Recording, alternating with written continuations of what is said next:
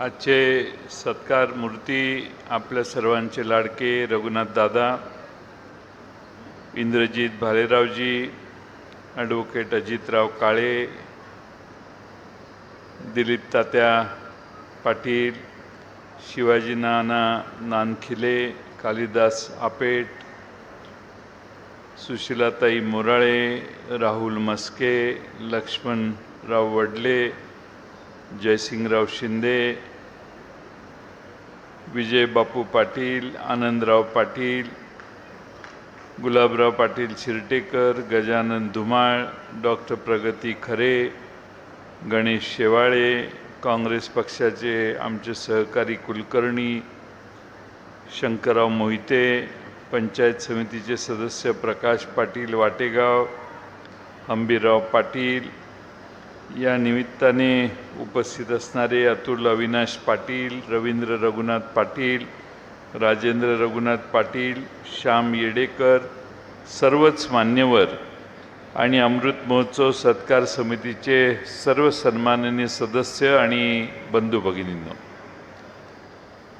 बराच वेळ कार्यक्रम चालू आहे आणि आता इंद्रजित भालेराव यांच्या कवितेनंतर शब्दात सांगण्यासारखं काही जास्त राहिले असं मला वाटत नाही, कारण कविता जे सांगू शकते ते 2 तासाचं भाषणही सांगू शकत नाही, स्पष्ट करू शकत नाही. आणि म्हणून शेतकऱ्याच्या अवस्थेबद्दल आयुष्यभर ज्यांनी संघर्षाचा लढा दिला त्या रघुनाथ दादांना त्यांच्या अमृत महोत्सवाच्या निमित्तानं आपल्या सर्वांच्या वतीनं मी मनपूर्वक शुभेच्छा देतो. आज 17 मेला त्यांचा वाढदिवस आहे आणि महाराष्ट्रातून कानाकोपऱ्यातून त्यांनी ज्यांच्याशी काम केलं असे असंख्य सहकारी त्यांचे आज या ठिकाणी एकत्रित झालेले आहेत. मगासपासून आपण सगळ्यांनी रघुनाथ दादा कोणत्या परिस्थितीत काम करत होते याची माहिती सगळ्यांनाच माझ्या आधीच्या सर्व वक्त्यांनी दिली. रघुनाथ दादांचे सर्वच विचार आम्हाला पटतात असं नाही, पण आपला माणूस आहे, आपल्यातला माणूस आहे आणि शेतकऱ्याच्या हिताचा विचार सातत्याने करतो आणि हा सगळ्या शेतकरी नेत्यांच्यात सगळ्यात प्रामाणिक नेता आहे याची खात्री असल्यामुळे आमचं त्यांच्यावर प्रेम आहे.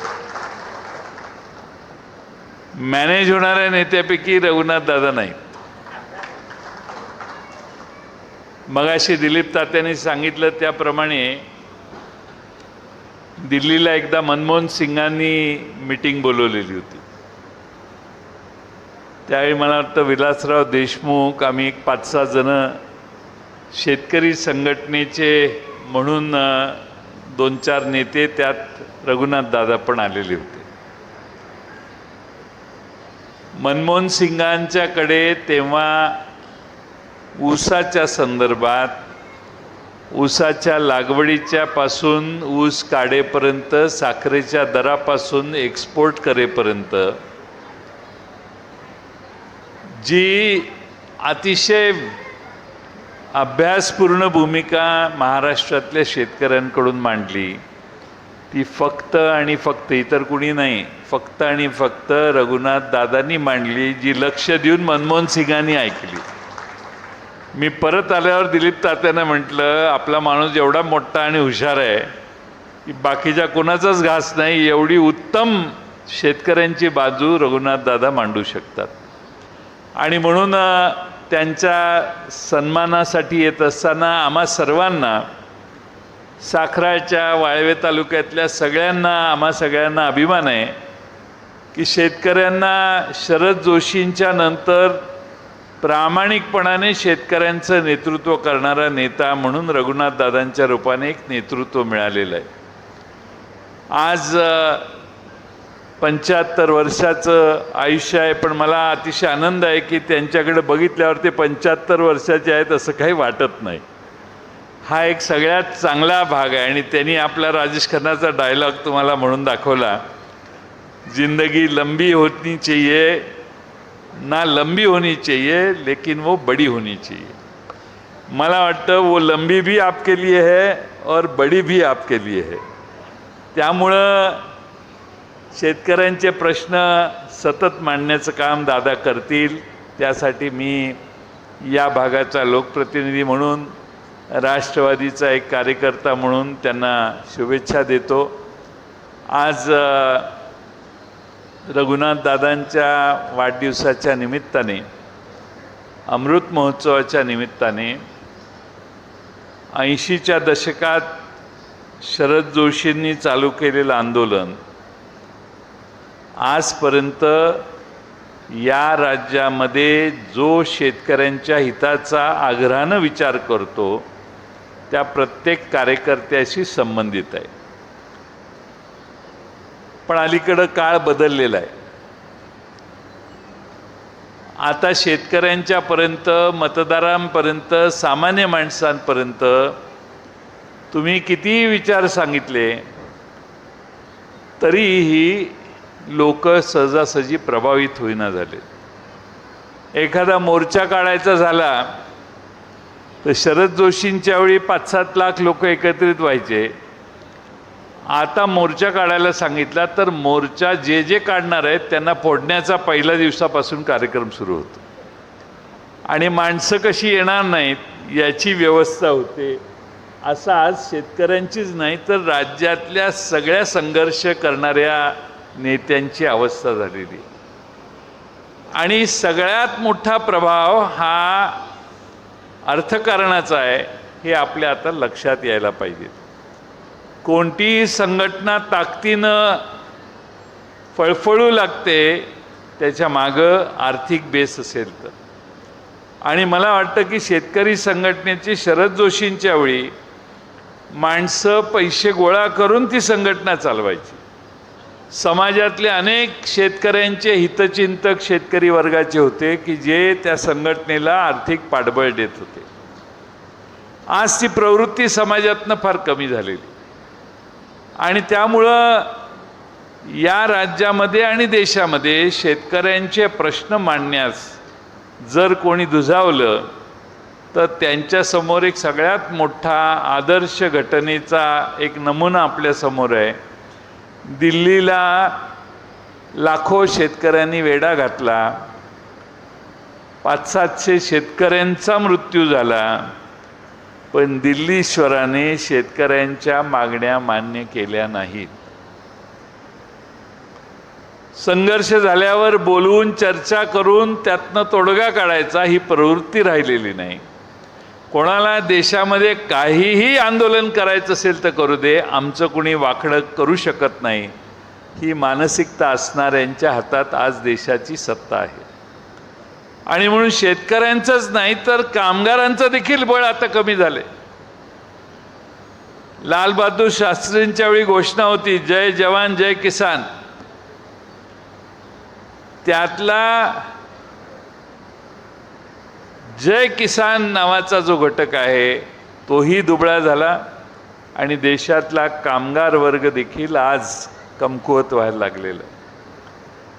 देशाच्या कामगार कायद्यामध्ये अनेक बदल झाले, जरा कानामात्रा बदलली तर कॉम्रेड डांगेंच्या वेळी मुंबईमध्ये चालायला घराच्या बाहेर उतरायला जागा नसायची, एवढे मोठे मोर्चे निघायचे। आज सगळा कायद्याच्या कायद्या बदलला, कामगारांची संख्या 200च्या आत असेल तर आघाडी युनियन करू शकत नाही वगैरे असे कायदे झाले, तरी देशात हू का चू नाही। त्यामुळं संघर्ष करणाऱ्यांना देखील मानसिक बळ देणं हे फार महत्त्वाचं आहे आणि त्यातून आजचा हा कार्यक्रम तुम्हा आम्हा सर्वांच्या दृष्टीनं अतिशय आवश्यक ठरतो।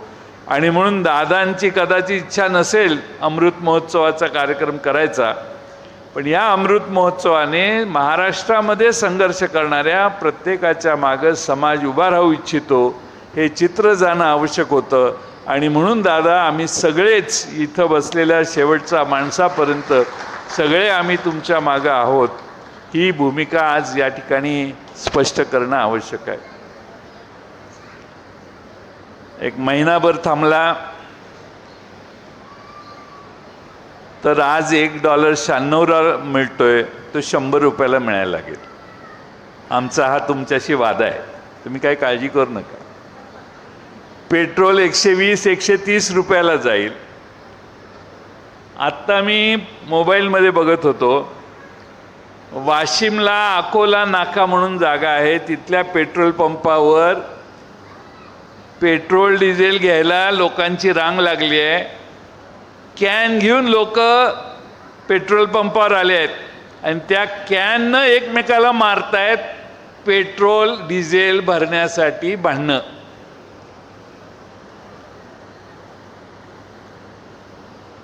एकदा लॉकडाऊन झाला कोरोनाच्या वेळी,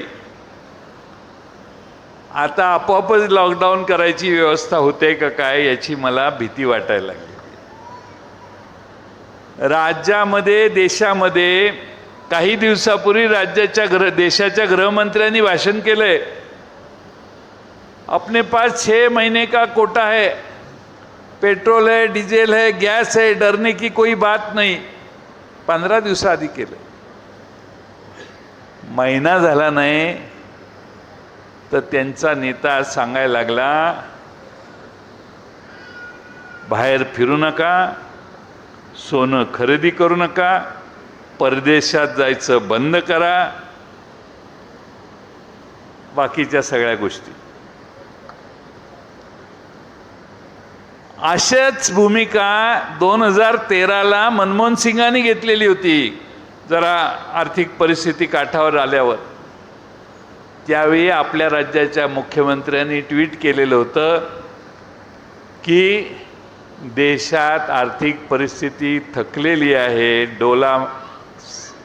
वाईट परिस्थिती यायला लागली, अशा अर्थाचं ट्विट 2013ला केलेलं. आज तेच म्हणतात की पंतप्रधानांनी जी घोषणा केलेली आहे त्याविषयी कुणी काही थट्टा करू नका. थट्टा कोणीच करत नाही, पण मंत्र्यांच्या मागे 10-10, 15-15 गाड्या फिरतात, लोक आपली बघत बसतात, इकडून तिकडे मंत्री जातात. आता एक मंत्री गेला तर दुसरा मंत्री व्हायला तयार असतो. त्यामुळे मंत्र्यांच्या जीवितासाठी 5-5, 6-6 पोलिसांच्या गाड्या ठेवायची काही गरज नाही. एक बॉडीगार्ड, एक पोलीस बस. जर सगळ्याच पैशाची बचत करायची असेल, पेट्रोलची करायची असेल, अन्नधान्याची करायची असेल, तर स्वतः कृतीतून आणून, पंतप्रधानांनी देखील 2च गाड्यांवर ताफा आणलाय असा एक टीव्हीवर व्हिडिओ बघितला मी त्या दिवशी. त्यांची गाडी आणि मागे एक गाडी. आणि मला अपेक्षा आणि खात्री आहे की राज्याचे मुख्यमंत्री देखील त्यांच्याच गाडीतनं फिरतील. आता ते तर मोटरसायकलवर फिरायला लागलेत, त्यामुळं काय प्रश्नच नाही. त्यामुळे त्यांचं अनुकरण महाराष्ट्रातले दुसरे सगळेच मंत्री करतील आणि सगळं मंत्रिमंडळ मोटरसायकलवर येईल अशी अपेक्षा या निमित्तानं. आपण शेवटी आपल्या अपेक्षा व्यक्त करणं आपल्या हातात आहे, आपण काय करणार. पण देशाची आर्थिक परिस्थिती संकटाची आहे आणि संकट असं ज्यावेळी येतं मित्रांनो, त्यावेळी पहिला भरडला जातो तो शेतमजूर आणि शेतकरी. पहिला वरवंटा फिरतो तो आपल्या सगळ्यांच्यावर फिरतो. आणि म्हणून आज आपल्या सगळ्यांना या सगळ्या पुढच्या येणाऱ्या संकटातनं कसं उभं राहायचं याचा देखील गांभीर्याने विचार करण्याची गरज आहे. इतका वेळ झालेला आहे, खाली जेवण तयार आहे, त्यामुळं मी तुमचा जास्त तुम्हाला ताणू शकत नाही, तुमचा जास्त वेळ घेऊ इच्छित नाही. पण रघुनाथ दादा यांना मी राजकारणात आलो तेव्हापासून जवळून पाहिलेलं आहे. एखादी गोष्ट डोक्यात गेली की ती लवकर बाहेर येत नाही आणि संघर्ष त्यासाठी पडेल ती किंमत देऊन करायची त्यांची मानसिकता ही आजची नाही. वयाच्या 35व्या वर्षापासून मी त्यांना बघत आलेलो आहे. आणि म्हणून त्यांच्यासाठी इंद्रजित भालेरावांसारखा एक प्रतिभावंत कवी परभणीहून या ठिकाणी येऊन त्यांच्या सन्मानासाठी इथं येऊन त्यांनी आपल्याला 2-3 कविता म्हणून दाखवल्या. इतरही रघुनाथ दादांना साथ देणारे राज्यातले त्यांचे वेगवेगळ्या जिल्ह्यातले नेते आलेले आहेत. मला खात्री आहे की एका दिशेनं सतत चाललं की माणसं कधी येतात, कधी जातात, परत येतात, हा प्रवाह कायम चालू असतो. पण रघुनाथ दादांच्या ह्या 40 वर्षाच्या प्रवासामध्ये जसे जसे शेतकऱ्यांचे प्रश्न वाढतील तशी तशी अभ्यासपूर्ण रघुनाथ दादांची भूमिका अधिक लोकांच्या समोर येईल आणि मला वाटतं की त्यांच्या अनुभवाचा फायदा महाराष्ट्रातल्या आणि देशातल्या सर्व शेतकऱ्यांना झाल्याशिवाय राहणार नाही. तुम्ही सगळे मोठ्या प्रेमाने इथं आलात. मला अचानकपणाने इथं अध्यक्षपदाची संधी रघुनाथ दादांनी दिली. आपल्या राज्याचे माजी मुख्यमंत्री माननीय चव्हाण साहेब हे पृथ्वीराजजी इथं येणार होते. त्यांची तब्येत बरोबर नाही म्हणून येऊ शकले नाहीत. पण रघुनाथ दादांच्यावर प्रेम करणारे असंख्य लोक या ठिकाणी आले. आपल्या सर्वांच्या वतीनं अध्यक्ष या कार्यक्रमाचा असल्यामुळे रघुनाथ दादांना मी मनपूर्वक शुभेच्छा देतो. त्यांच्याकडं पाहिलं तर शतक महोत्सवी कार्यक्रमाला आपण सगळे असलो तर येऊच हा विश्वास बाळगतो. त्यांच्या वडिलांचं वय 92 वर्षाचं होतं. 92 वर्ष स्वातंत्र्य संग्राम सैनिक होते ते. 92 वर्ष ते जगले म्हणजे 90च्या पलीकडे तर 100% गॅरंटीड आहे. आता त्यांची परिस्थिती बघितली तर मला खात्री आहे की 75चे ते वाटत नाहीत. त्यामुळे 90च्या पलीकडं 95-100पर्यंत ते जाऊ शकतील आणि या निमित्तानं त्यांना शतायुष्य व्हावं अशी अपेक्षा आपल्या सर्वांच्या वतीनं व्यक्त करतो आणि माझे 2 शब्द पूर्ण करतो. धन्यवाद.